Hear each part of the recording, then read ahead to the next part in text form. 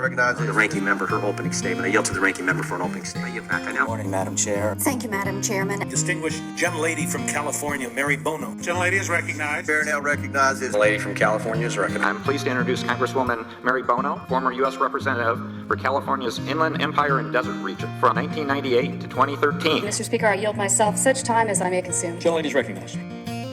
In this episode, you'll hear that I made a conscious decision to let my guest, Ed Bisch, speak at length without interruption. This allowed his passion and his commitment about his 23-year campaign to hold Purdue Pharma accountable for their irresponsible promotion and distribution of OxyContin shine through. You can hear his fierceness and his frustration, and sadly the heartbreak of losing his son to the opioid crisis. And I wanted to provide Ed the space that he needed to fully express the breadth of his knowledge and his fervor. I hope you'll appreciate his relentless efforts in his fight to save lives and to hold Big Pharma accountable. Enjoy the show. Hello and welcome to Sagely Speaking. I'm your host, Mary Bono, and I'm excited to welcome my very special guest this week, Ed Bisch. Ed is an information technology worker in Trenton, New Jersey. He's the founder of Relatives Against Purdue Pharma. He's a member of the Opioid Industry Documents Archives National Advisory Committee, and he's a member of several groups and committees battling the overdose and fentanyl poisoning crisis. I call Ed a fierce advocate.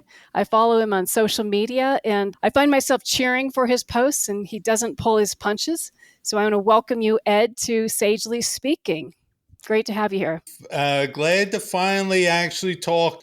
I don't know if you remember, but way before social media, when you were battling Purdue Pharma, I emailed you and you were kind enough to reply. And we did share several emails back in the day. I can't remember what they said, but I was so thrilled to have someone like you. And if more in Congress cared as much as you did, things wouldn't be as bad as they are. Thank you, Ed. Thank you. I wish I wasn't necessarily involved at that early time, but as you know, I was, because my family was affected by this crisis very early on. When you reached out to me, it gave me comfort, and I liked having a fellow warrior in the cause. I think you gave me a lot of fuel for my fire, so thank you for reaching out. But you were involved with this issue years before I was, not too many years, about 6 or 7, I would say, but enough to have a lot of experience under your belt. So, Ed, tell us about your story. Why is Purdue Pharma in your crosshairs? So I'll go back to the very beginning. President's Day 2001, I was in work in downtown Philly. My daughter, my 15-year-old daughter, called me on the phone, said, "Dad, Eddie's in his bed. He's not breathing and he's turning blue." I said, "Call 911. I ran out of work, hopped in the cab, praying all the way. And the cab got there, let me out the corner. I seen an ambulance in front of my house. I ran up the street and I'm thinking, thank you, God. But as I got closer, I saw that 2 guys were in the front of the ambulance. And I looked at them and they said, "Sorry, sir, nothing we could do." And I said, "Don't tell me he's dead." And all they said was, "Sorry, sir, nothing we could do." I ran in the house. My brother was already there. He stopped me from running up to the bedroom. And next thing I know, some of Eddie's friends were coming outside, gathering.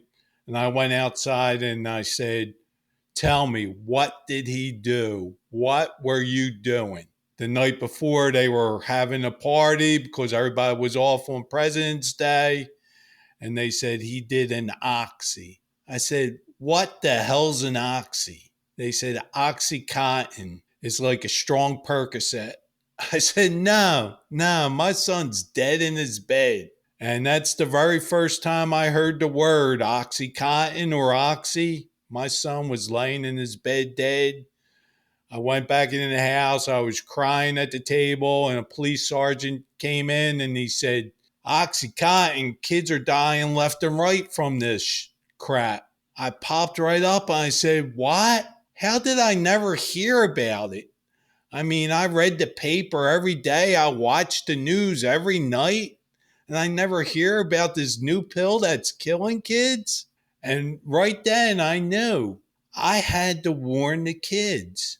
So that very night, we started faxing the high schools in Philadelphia. Look, there's this new drug out. And that really started my journey. So next thing I know, I was on the talk show and I got an offer to help me build a website. And 2001, I got the website up. I just wanted to warn kids not to abuse OxyContin. I knew nothing about the company. I knew nothing about the drug. I mean, I started immediately reading about it. And about 3 weeks in, Purdue Pharma contacts me through my website. And they said, look, we want you to know that our drug is a miracle drug for people who need it. It's only when it's abused that it's a problem. I said, I agree with you. I mean, it's FDA approved, right? And, so they fed me the company line and I listened, and little did I know what the truth was. And slowly I learned. So fast forward through several emails, Purdue said, well, if you ever want to do anything about prescription drug abuse, we're willing to work with you. I said, okay, maybe. Well, I started talking with the Philadelphia Police Department, going around the schools. And they would only give me 5 minutes to talk about pills. And I felt that that was not enough because pills were the latest thing and the deadliest thing. I mean, they were talking about marijuana and heroin, which, but the pills. So I contacted Purdue and they said, well, come on up. So I went to Stamford, Connecticut, and I met with J. David Haddocks, the medical director of Purdue Pharma. And he, again, gave me the company line. This is the only problem. Well, in the meantime, my website was called oxykills.com. So unbeknownst to me, there was a concerted effort by pain orgs that were getting paid by Purdue Pharma and other drug companies to blast people like me. So I was getting inundated with false accusations that I was, against pain patients and I'm the cause of suicides. And some of them were nasty, like, I'm glad your son died. He deserved to die. He abused my drug. And unbeknownst to me, a lot of these organizations that these people belong to were being propped up. And one was actually founded by Purdue Pharma. But anyway, so facing David Haddocks face to face, I said to him, the one thing that bothers me is about 50% of the emails I get on death and addiction, people started out as patients. And he said, oh, that must be their problem. They must be doing something wrong because less than 1% of patients get addicted. I said, so, this is affecting sales? Sales are down? He looked at me in the face and said, yes, sales are down a lot. So I left Purdue Pharma then, and I felt a little uneasy, but they made a small donation to my organization to go around to buy a laptop and projector. So I started to go around talking in schools. Well, 3 months later, it came out that OxyContin sales were up over 25% in 1 year. I read that. I knew what I was told was a lie and that the public was being lied to.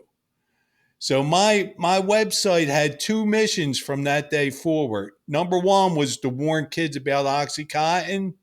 Number two was to warn the public about Purdue Pharma and that they were not being truthful in what they were saying. We'll continue our conversation with our guests in just a moment, but I'd like to take this time to thank my sponsors, Tamarack Resort in Idaho, America's only ski, golf, and lake resort. Escape the ordinary and embrace adventure at the breathtaking Tamarack Resort, nestled in the heart of Idaho. Whether you crave the rush of skiing down pristine slopes, shredding the trails on a mountain bike, perfecting your swing on their scenic golf course, or diving into thrilling lake activities, Tamarack has it all. Experience the ultimate outdoor getaway with endless opportunities for excitement and relaxation. Book your stay now and discover the wonders of this magnificent resort. Visit tamarackidaho.com. Mothers Against Prescription Drug Abuse, driving solutions to prevent drug abuse and overdose deaths by focusing on prevention through education and awareness. Map to Action, dedicated to promoting smart policies that keep our communities safe and healthy. All of our sponsors can be found on our website at sagelyspeaking.com. And now, back to the show.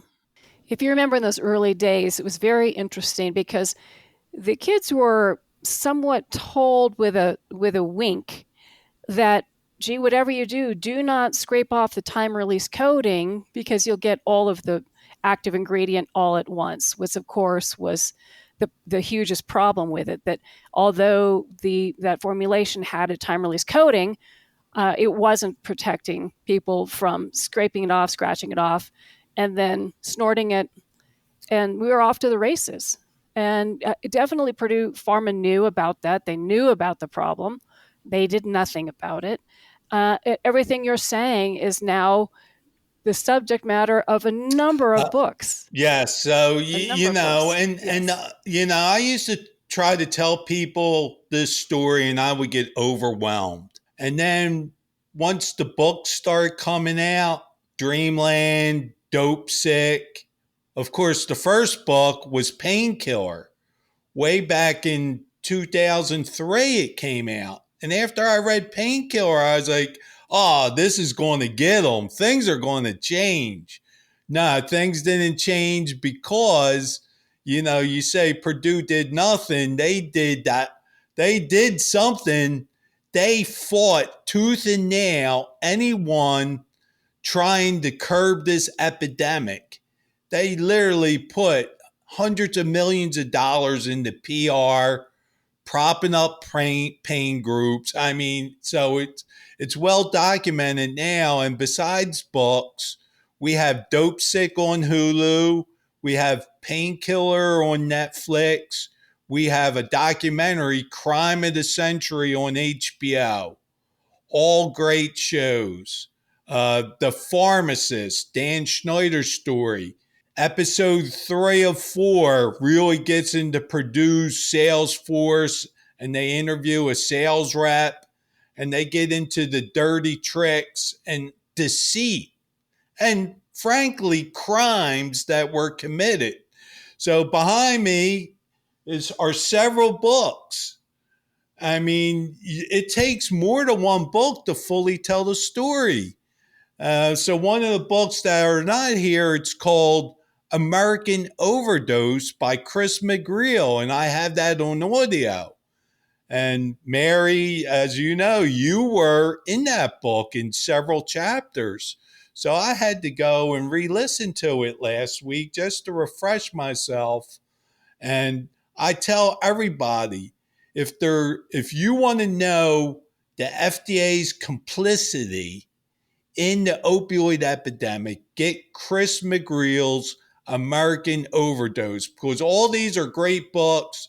Dope Sick, Empire of Pain by Patrick Radden Keefe. But Chris really focuses in on the FDA's involvement and some of the great politicians like yourself and Hal Rogers who tried to stop them. It was frustrating, for sure, to be in Congress at that time. We had more reluctant colleagues. I remember sliding over stories. I would deliberately find stories in the newspapers about people who had overdosed and died in a certain member's district. And I would take that clipping and hand it over to a member of Congress, and they would look at it and slide it to the side and go on to other business. As you know, Ed, a lot of people they're not as involved in this issue. They're not advocates like we are because they haven't been affected by it personally yet. This is somebody else's problem, and it's never going to affect me. And I think things have changed a lot over the years, for sure. Chris's the full title was American Overdose, the Opioid Tragedy in 3 Acts. And he was actually a joy to work with and to be interviewed by. He really understood it. I like it. All of these journalists, these authors who've written the books behind you, have had a role to play in turning things around, if we can say we have. It's my position that the prescription opioid epidemic built the foundation for the fentanyl epidemic and the illicit drug problem we're having today, because the cartels and the bad guys realized, wow, there's a huge American market and we're going to take it. So it was frustrating for sure. But you mentioned the Sacklers. You're going to talk about the Sacklers. I know you have an issue you care deeply about right now, and that is what's going on in the legal system with Purdue. So let me go a little backwards, and everything I'm saying is obviously the condensed version, because I've been at this since 2001, so 23 years. After I met with David Haddix and realized I was being lied to, a grieving parent, he's lying to my face. Okay. In 2003, I saw a picture of 3 moms standing outside of Purdue Pharma in the dead of winter with posters of their dead kids. And that was the very first protest against Purdue Pharma.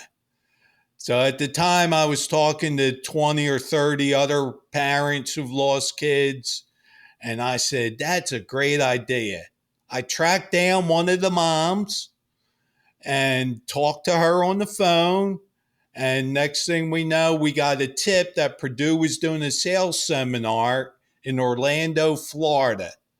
So we decided to go protest it. And all us parents, we said, well, we got to call ourselves something. What are we going to call ourselves? We came up with RAPP, Relatives Against Purdue Pharma. So in 2003, RAPP held the second protest against Purdue Pharma in Orlando, Florida. And it was raining that day, and it was a Florida rain. And we're standing out there like drowned rats.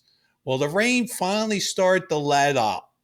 But what did the Purdue Hotel, the Caribe Royale, do? They turned on their sprinklers on us on the lawn. But that actually backfired because we had pictures, there was reporters there, and that generated some more news stories, that's what we wanted. We wanted to publicize what was going on. That's 2003. So fast forward, a couple years later, I had heard rumors that there was an investigation against Purdue. So 2007, Purdue pleads guilty. Okay, pleads guilty to misbranding. RAPP was contacted and invited to give statements at the sentencing.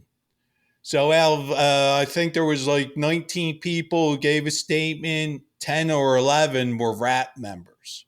And we were able to give a very short statement. So we went up to Abington, Virginia in 2007. We gave our statement. We begged for jail time for the executives who were pleading guilty. The judge was apologetic. He was apologetic to us, saying, even though I'm paraphrasing, he felt they deserved jail time, he had to go by the sentencing guidelines, which was just paying fines and probation.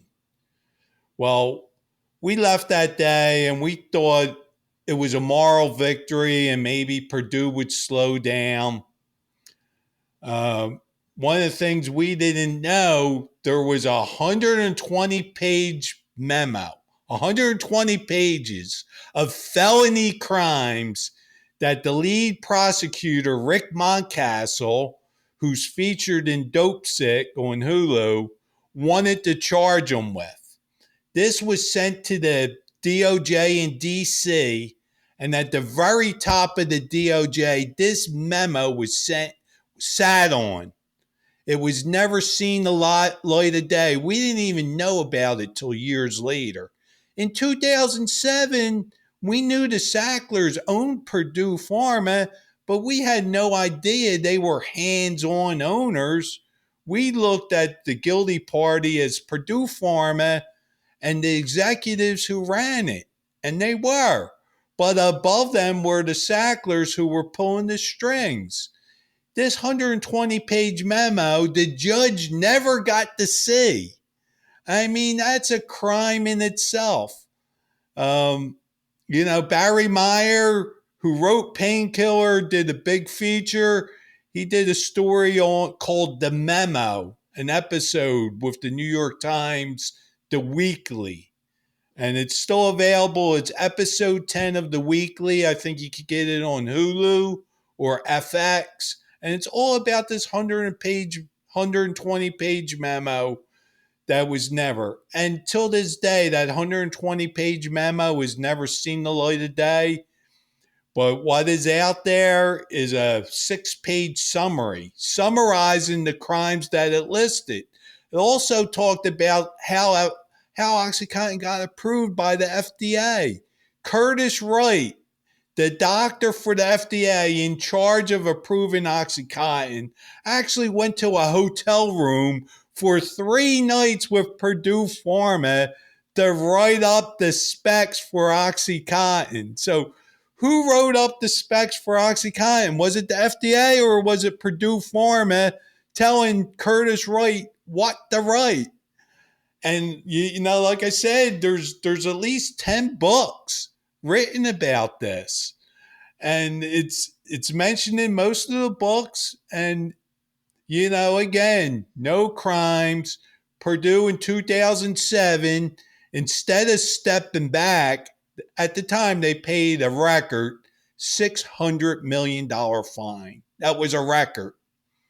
The executives had to pay $34 million, 34.5 to be exact. Well, guess who actually paid that? Purdue Pharma. Well, guess what? OxyContin sales that year were $2 billion. What did Purdue do right after the sentencing? They hired 100 more sales reps. They pushed OxyContin harder than ever. Their sales went from $2 million a year to $2 billion a year to $3 billion a year. And even though they were denying all the deaths and addictions, one thing they couldn't deny, as the deaths went up, as the sales went up, the deaths went up. They couldn't hide that fact. And I know RAPP and us, we went to FDA hearings and meetings. So my personal story, in 2010, they reformulated OxyContin, okay? They could have reformulated OxyContin all along. They could have done it in 2002. Why did they do it in 2010? Because the original patent was running out. So they come out with this abuse-resistant, not abuse-proof, abuse-resistant OxyContin, which was harder to crush and inject. Not impossible, just harder. But what's hardly talked about is Purdue Pharma, who were denying everything parents like myself and RAPP was saying. At the hearing for generic OxyContin, Purdue themselves testified that original OxyContin was too dangerous to let generic makers make. So, after 10 years of denying any problems, they actually did about face and were saying most of the stuff us parents were saying. And it got maybe 1 or 2 little stories, and a lot of people still don't know what they did there. It is unbelievable. Yes, so they admit it. They more or less admitted they were lying. So what happened to me in about 2011, 2012, I was just so burnt out. I stopped watching the news. I stopped reading the newspaper. I got away from everything. Some parents carried on. My friend Pete Jackson, an original RAPP member, he founded the Fed Up Coalition, which you got involved with. But I really, for my mental health, I just couldn't take it. And then in 2018, I read that Massachusetts was suing the Sackler family.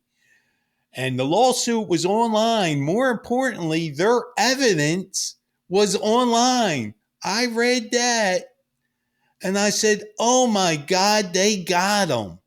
They finally got him.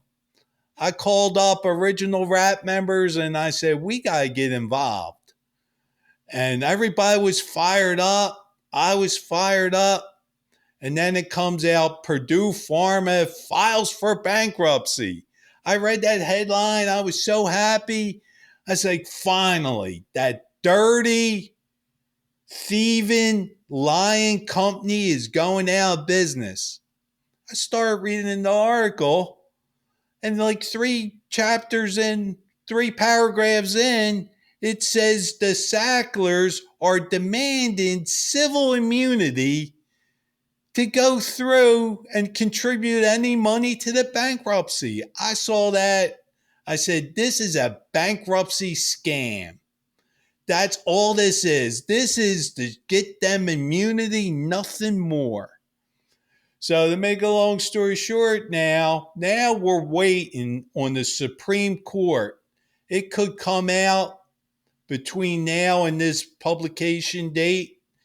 Any day now, the Supreme Court's going to announce, and what they're looking at is the eventual deal that the Sacklers signed was the original deal that they wanted. The only thing that changed was the amount of money. So the Sacklers are supposed to contribute $6 billion, but over 18 years. There's a lot of stuff wrong with this deal. Ryan Hampton, a well-known advocate who was on the official committee, he was the chair of the official committee. He resigned in disgust. He actually wrote a book called Unsettled, which is right behind me. And again, it takes a whole book to understand the shenanigans, the thievery, the lies that went on behind closed doors. So what the Supreme Court is basically going to rule on, can the Sacklers, who are not bankrupt, who it was also documented offshored over $10 billion, can they get immunity even though they are not bankrupt? So I got involved in that bankruptcy I was on what called the ad hoc committee for accountability. And we were all about accountability. And we wanted the truth to get out. And I teamed up with Nan Golden, who's a well-known artist, who's able to get the Sackler name taken down from many museums throughout the world. And so we actually, one of our protests, our very last protest, was out the Supreme Court on the day the case was being heard. And that was in December of last year. And now we're all waiting on this to come out. But why the Supreme Court has to strike this down, and I really think they will, is because this decision's so much bigger than Purdue. If they allow the Sacklers to get civil immunity, that means any criminal company out there could do basically whatever they want, put the company in bankruptcy, and then demand this civil immunity. And I will be devastated and overwhelmed if the Supreme Court lets them get away with this. And most legal scholars I've read and talked and personally talked to do not believe they're going to get away with it. And I just pray it don't. But, as far as RAPP, another thing we did right after the final of Dope Sick aired, we held a rally outside the DOJ. DOJ, do your job rally. There's all the evidence is out there. Maura Healey, at the time she was the Attorney General of Massachusetts, she said on NPR, She said, I have seen all the evidence the DOJ has, and they should prosecute the Sacklers. They have the evidence. And the guy asked, well, Mara, why don't you in Massachusetts do it? She said the states are not equipped. This has to be federal. So you got someone who laid eyes, a lawyer, an attorney general who laid eyes on the evidence. And she says in public they have the evidence.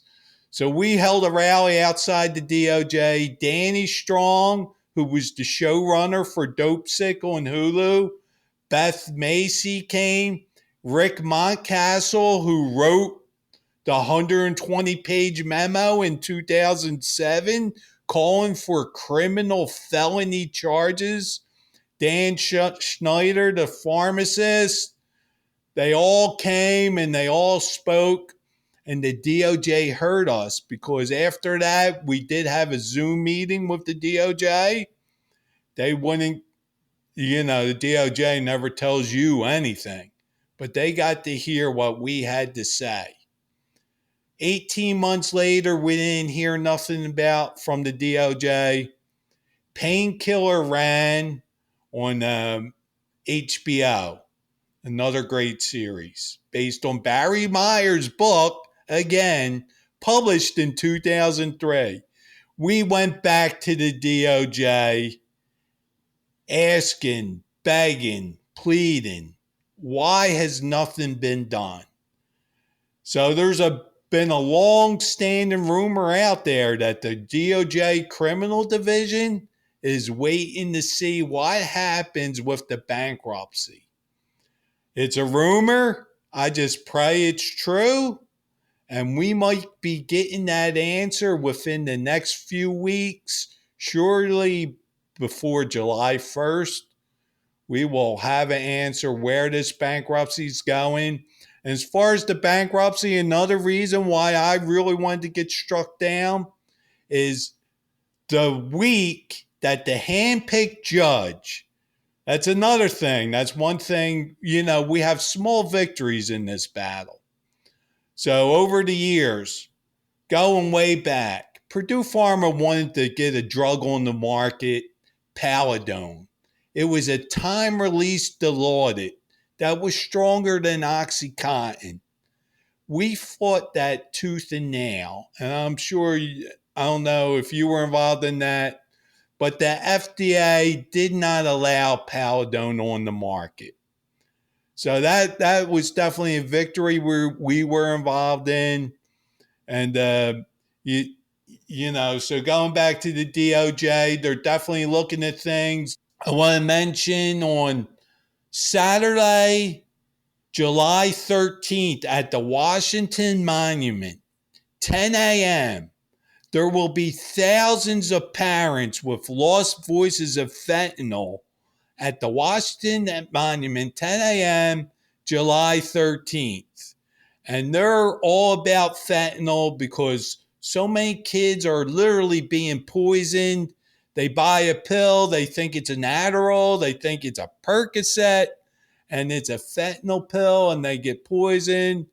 Some people get addicted. I've talked to so many parents whose kids were addicts, and they eventually died from fentanyl, but they all go back. Well, in high school, he got hurt, and he was prescribed OxyContin, and one thing leads to another. So every year they let me speak at the Lost Voices of Fentanyl for 2 minutes. My message is short, just to remind them how this all started. And I asked, show of hands, how many kids started with pills by a doctor, and you'd be shocked about how many hands go up. And that's where we're at. And I know I'm a little all over the place, but like I said, I have 10 books behind me, and I read them all. And not one single book can cover, I don't care how big it is, can cover all the facets. And it's documented. It just wasn't Purdue, okay? But Purdue really, they were the pioneers. And then, we're finding out now that McKinsey Consulting Company, who consulted with Purdue, who actually pitched to Purdue, why don't, if a patient dies, if a patient overdoses, why don't you reimburse the insurance company per death? Purdue didn't wind up doing that, but this all came out in congressional hearings. So in the last 2 years, there's been 2 separate congressional hearings on Purdue Pharma. There's been 2 separate congressional hearings on McKinsey. McKinsey at the time was coaching Purdue Pharma and every single major opioid company. And at the same time, they were coaching the FDA. So conflict of interest, conflict of interest, you think? You can't. No, you can't make it up. And more is coming out, and more's still going to come out. So the week Judge Robert Drain, who was handpicked by Purdue Pharma to do their bankruptcy, and I listened to every hearing, and I will tell you, every major decision went Purdue's way. Hey Ed, I'm going to get you off of this a little bit, because before I lose you to time, regardless what happens with the judicial system, I hope you feel some victory every time you see the Sackler name come down. The work you and Nan had done, that the name is coming off of art galleries, is coming off of medical centers, is coming off of they were philanthropic efforts, but they were philanthropic efforts created by, this is the biggest case of a failure, not only of corporate America, but the partnership of corporate America and the federal government. And they could teach college courses about this, solely on this, on everything that went wrong. Now, of course, people might take that course and realize how to replicate the blueprint and be as dastardly as Purdue Pharma was. But when you think about it, it wasn't just the FDA. I know you've had frustrations, as I have had, with all of the agencies involved, DEA, FDA. Then you've got NIDA. You've got an alphabet soup of federal government agencies that had a role in this. So I hope, regardless of the outcome, that you have made a huge difference and you have changed history with your advocacy. You and Nan, the work you had done, and Fed Up and so many others. I hope you feel, I don't want to call you an unsung hero, because I hope you feel like a very heralded and sung hero, because you have made a huge difference. And I have a feeling that Ed Bisch probably never imagined that he would have a voice as big as you have had and a platform like you've had. And never did I imagine 23 years after my son died in his bed that I'd still be having to cry for some justice.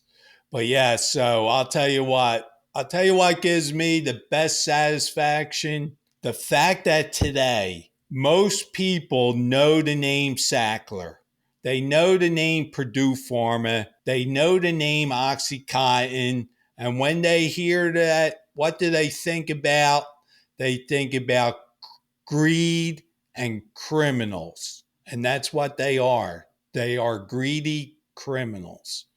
And I still hold out hope. I know it'd be a miracle, but the evidence is there. We write the DOJ. We protest outside the DOJ.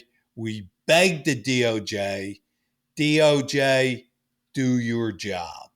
That's all we are asking. Well, it's a good place to begin to wrap up, because had they listened, along with FDA, DEA, and so many others, way back when, we wouldn't be where we are today. And I know, like you, what disturbs me the most is how many kids we will lose ahead of us. How many kids that we have lost behind us are we ignoring those stories, and we're continuing to lose at this battle to a large degree. But Ed, again, you are a hero. I know that people can find you on X, formerly known as Twitter. You are at EGB1893. EJB. Is that correct? EJB. I beg your pardon. So again, remind me where everybody Twitter, can find you on at Twitter. EJB 1893. I'm on Facebook, Ed Bisch, Bisch. You don't have to be my friend to read my stuff. And I have a page, Relatives Against Purdue Pharma, on Facebook. And that's it. And one of the organizations I'm involved with now, it's called whyuskids.org. All one word, whyuskids.org. And it was founded by a 9-year-old opioid orphan. And she's crying out because they are the truly forgotten. All these opioid orphans or orphans from any type of drug, they are so devastated. And Why Us Kids is advocating for mental health help for the kids, which is vastly underfunded or not even funded. And it's a great organization. They put out a book called Shattered. And chapter 17 has the story of RAPP. Danny Strong gave it 5-star rating. And it's a very moving book, and it covers all aspects of addiction and recovery and advocacy. Obviously, I'm the advocacy part. and a good one, too. Ed, you are just a force of nature. And I do feel, although this is one of the few times we've spoken in person, I feel like I could call you a friend. I certainly admire you and your work, and will keep following you on social media. And hopefully I'll watch you have great success and happiness in the years ahead. But I want to, again, thank you, Ed, for being here from the bottom of my heart. And I want to thank our listeners. Thank you for listening. And thank you again to all of our sponsors, Tamarack Resort in Idaho, Mothers Against Prescription Drug Abuse, and MAP to Action. Please like, subscribe, and share this podcast. And if you have any thoughts, I'd love to hear from you. I can be reached at hello@sageleyspeaking.com. And until next time, be well.